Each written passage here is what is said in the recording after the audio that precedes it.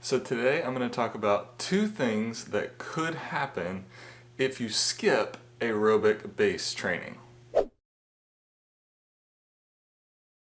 How's it going, guys? My name is Justin Thompson. I'm your average running PT, and I help the average runner achieve their own personal elite status. If that's something you guys are into, then go ahead and hit that subscribe button and click the bell so you guys know when the next video comes out.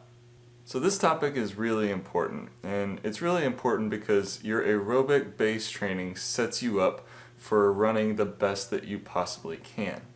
Now I'm going to give you two reasons why that is, and we're going to explore those a little bit deeper here in just a second.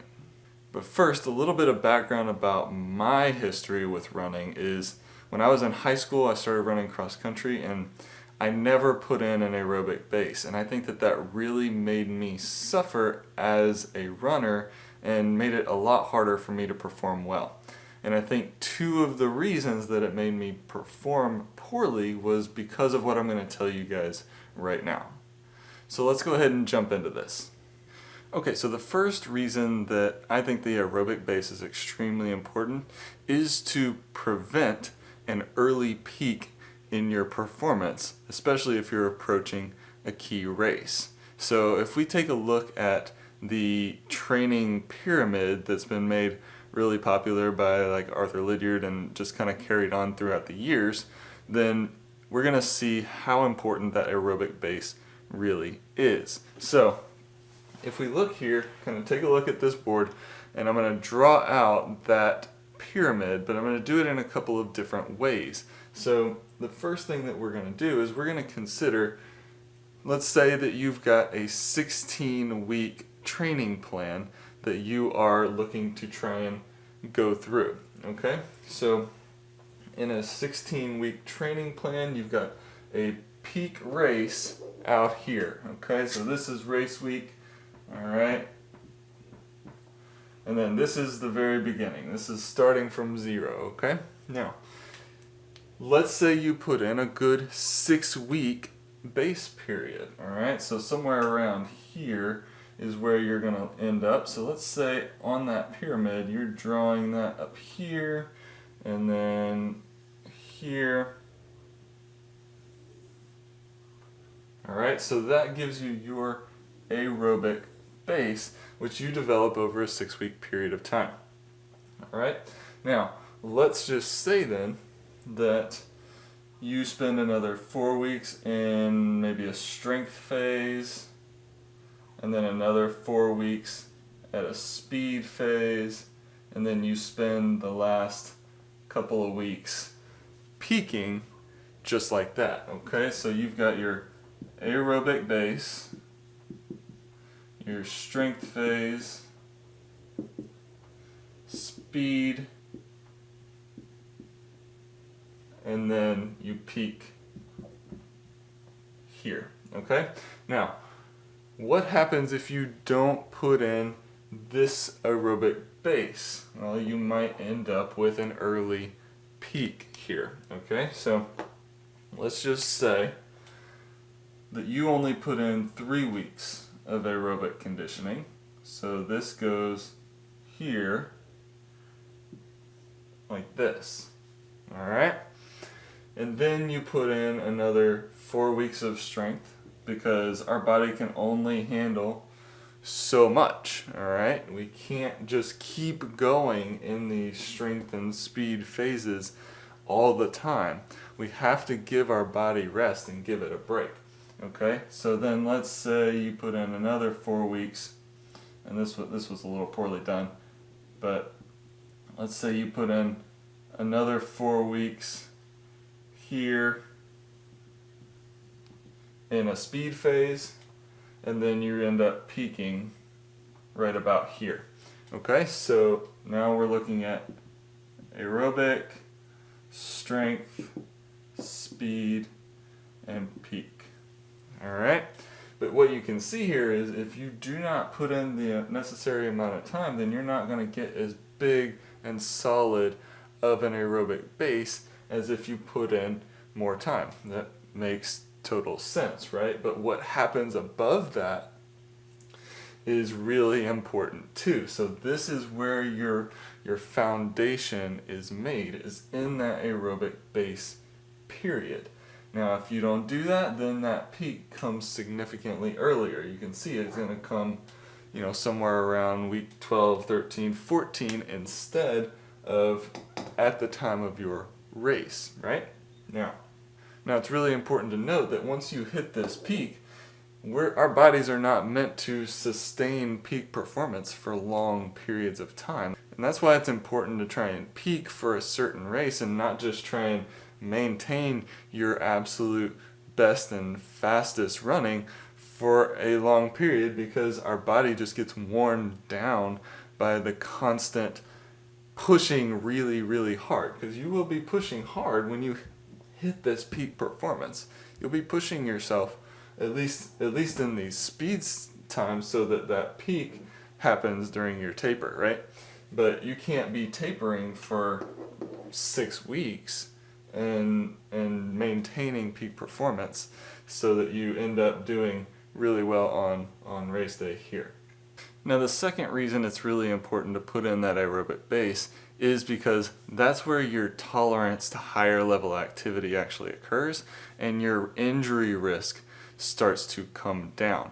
Okay, so if we think about what happens when you go from phase to phase, so you start in that aerobic phase that we talked about down here, and then you jump up into these higher intensity activities, your strength, your speed, and so on. And then what's going to happen is, if your body has not prepared well for it at lower intensity activities, then you're going to end up overusing and overtraining and overworking certain parts of your body that basically just start to break down if they're not well prepared. So let's take a quick look at a stress versus strain curve. And this is something that's a little bit kind of in the weeds, but I want to put it out there because I think that most of you can understand it. And what this curve shows is, as stress increases to your body, what is your body's response to that stress? Because stress is good to a point, and then it becomes bad. So if we talk about training stress, let's say your training stress increases. So your base training is somewhere around here, your strength training is somewhere around here, your speed training is somewhere around here, where these different levels of stress can put your body at different levels of strain. So when you put in that aerobic base and you work here, you're going to be straining your body very low, but it's going to be enough that it's going to actually give your body some strengthening benefit. Okay, so it's not a huge strengthening benefit, but it is some. And it gives you a good setup for moving into the next phase. And what happens is, if you put in enough time here, then your body will actually be able to take greater amounts of stress before it ends up failing. So now you'll, instead of being able to train at this speed, you'll be able to train at this speed without ending up with some sort of injury. And what kind of injuries are we even talking about here? So we're talking about anything that has connective tissue. So we're talking about tendons, muscle, and bone. Okay? So anything that has a tendency to break down, those are the things that we want to strengthen slowly over time, because it's going to respond well to that. Now, obviously it will respond well to, some strength training as well, and I think that it's important to, start doing a little bit of that even during the base training phase.